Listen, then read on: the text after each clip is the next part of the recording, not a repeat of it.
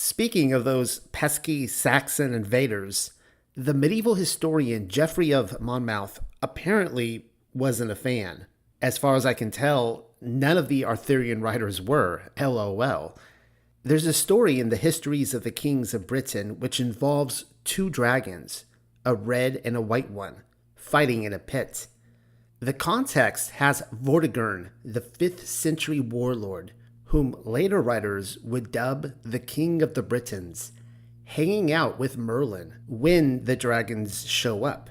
And this is what we read. As Vortigern, King of the Britons, was sitting upon the bank of the drained pond, the two dragons, one of which was white, the other red, came forth, and approaching one another, began a terrible fight, and cast forth fire with their breath. But the white dragon had the advantage and made the other fly to the end of the lake, and he, for grief at his flight, renewed the assault upon his pursuer, and forced him to retire. After this battle of the dragons, the king commanded Ambrose Merlin to tell him what it portended, upon which he, bursting into tears, delivered what his prophetical spirit suggested to him, as follows. Woe to the red dragon, for his banishment hastens on. His lurking holes shall be seized by the white dragon, which signifies the Saxons whom you invited over. But the red denotes the British nation, which shall be oppressed by the white. Therefore shall its mountains be leveled as the valleys, and the rivers of the valleys shall run with blood. The exercise of religion shall be destroyed, and churches be laid open to ruin. At last, the oppressed shall prevail and oppose the cruelty of foreigners. The History of the Kings of Britain 7:3. Merlin's rallying speech doesn't end there. It's rather long-winded, going on for pages and pages concerning the coming 1,000-year winter of the Dark Ages, bemoaning how horrid it will be because of the Saxon invaders, you see. The Saxons are, of course, represented by the white dragon, whereas the red undoubtedly signifies our past as well as our present short-season controllers. It is the exercise of their religion as well as their churches which were destroyed, but only for a time, because Merlin's prophecy has the oppressed, that is, worshippers of the red dragon, eventually prevailing over the quote-unquote cruelty of the Saxon invaders. And of course, Geoffrey of Monmouth was writing his book while the sons of Yitzhak were apparently oppressing him. Amazing how his work not only survived, but was hotly celebrated, as were the writings of his Arthurian co-authors, whereas the identity of his Saxon oppressors are confused to this very day. You may have noticed how Merlin's full name in this story is Ambrose Merlin. That is because Ambrosius Aurelianus was a war leader of the Romano-British who won an important battle against the advances of the Anglo-Saxons sometime in the 5th century, according to Gildas the Wise.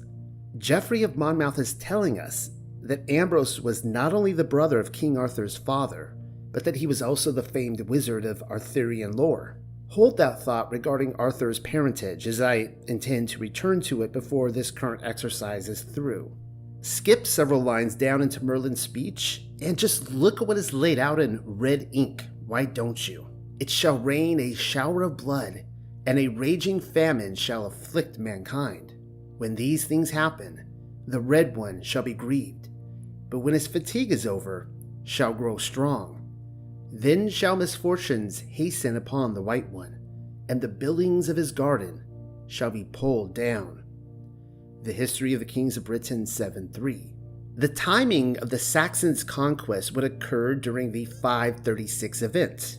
I have dubbed it the Year of the Fire Reset, when volcanoes popped their cork all over the known realm, shrouding the skies with a mysterious fog, while in other places, entire cities melted. The sun was eclipsed for a whopping 18 months. The fact that all mankind was afflicted with a raging famine we already know about, but then Merlin described blood raining down from the heavens. How biblical is that? Keep reading though. The Saxons would raise buildings and gardens which would eventually be pulled down. Oh gee, it's all too familiar. We've been over this already, time and again. Trampling over the cities of the kingdom is a prophecy attributed to the release of the Watchers. According to Merlin's own confession, the scrubbing of his story is already centuries in the making. The Red Dragon has returned to power and, in far too many cases to recount, his vengeance was unleashed upon the magnificent architecture of the Millennial Kingdom saints. I think you guys know that I absolutely adore the artwork of William Blake. He was also a poet as well as being British. And as you can see, Blake details the Red Dragon in a couple of his illustrations. Well, that's lovely. Who was oppressing whom now? I am no art expert, but if I'm reading these prints correctly, a lovely lady of the court is cruising around the zodiac, minding her own beeswax, clothed with the sun and the moon at her feet, all dreamlike, when she's mugged in the back alley by you-know-who. Lovely mascot you've got there, Merlin. And of course, who is the dragon at war with but those who guard the Father's commands? Don't believe me? It's in Revelation. And it was given unto him to make war with the Kodashim, and to overcome them. And power was given him over all kindreds, and tongues, and nations. Revelation 13:7. Some of you already know where I'm going with this, whereas others will jump ahead of the conversation and claim the Kodashim, or rather the saints, are never defined as those who keep the Father's commands, that being the Torah. You've got to keep reading then. Here is the patience of the Kodashim. Here are they that guard the commandments of Allah Hayam and the faith of Yahusha. Revelation 14:12. Name any age, day of the week, or reset. Yasharel is only ever defined as those who obey the Torah, reminding us, of course, of the sons of Yitzhak. The Church of Merlin is starting to sound more and more like that branch of Christianity, or you could even say Pollyanity, which says the law has been done away with, thereby allowing them to go about living with the spirit of Antichrist, which is lawlessness. No thank you. Another little detail which the Wizard of Camelot forgot to include was the part where Michael, or Michael, the protector of the sons of Yitzhak, tosses his ass in the lake of fire. Oh, I hope I'm there to see that. As mentioned earlier, Merlin was apparently Arthur's uncle. Geoffrey introduces him into the Historia under the name Aurelius Ambrosius, noting that he was one of the 3 sons of Constantine III. Constantine III was declared Emperor of Roman Britain in 407 until he was deposed in 411. His son, Constans II, co-reigned at his side, though he too is released of his duty in 411. His father's head was paraded around on a pole, if you must know.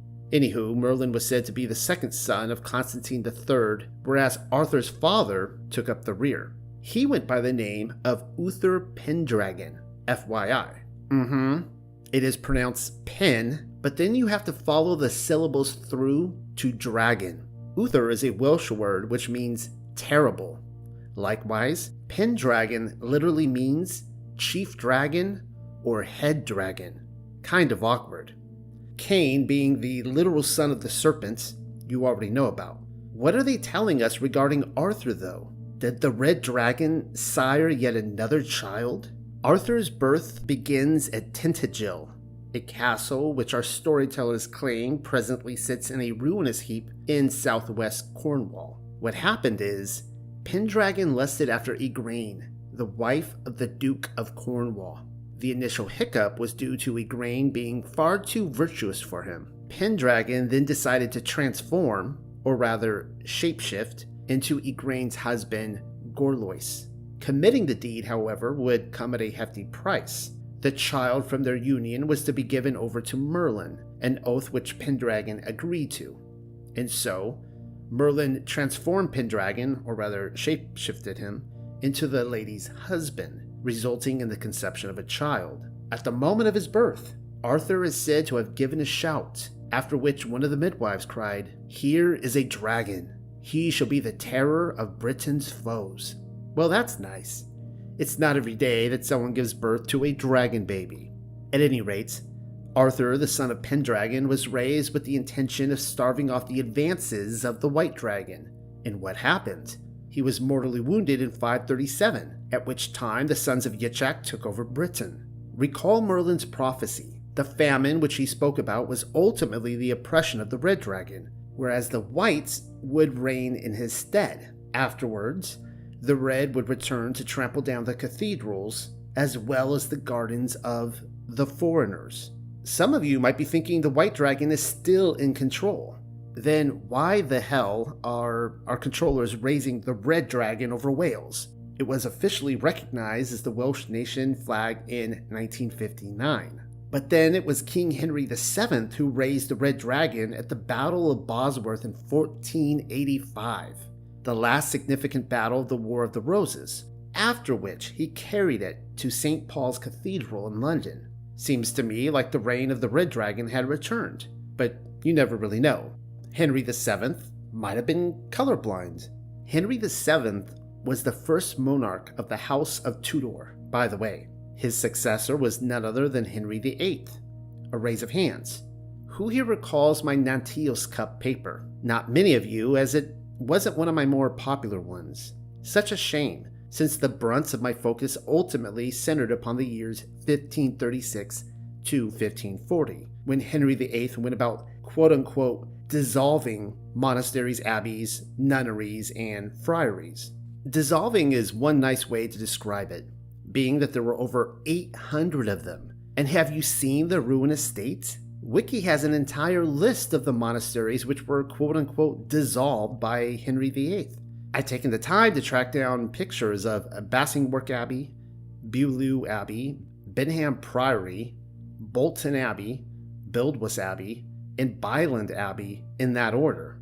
You may have noticed those all began with the letter B, when the list is comprised of A through Z, implying that I have only shown a mere handful of them. Again, in those few short years, King Henry VIII destroyed 800 Millennial Kingdom structures. That's impressive. It's not like foreign invaders took the old battering ram out to these places. They were destroyed from the local controllers. Call them dissolved all you want, but I'm detecting a theme on par with the destruction of the old world cities disguised as the world fairs for starters, like the one they burned down in Chicago. It appears as though the dissolving of the old world kingdom began as soon as it was over. Merlin's prophecy came true after all.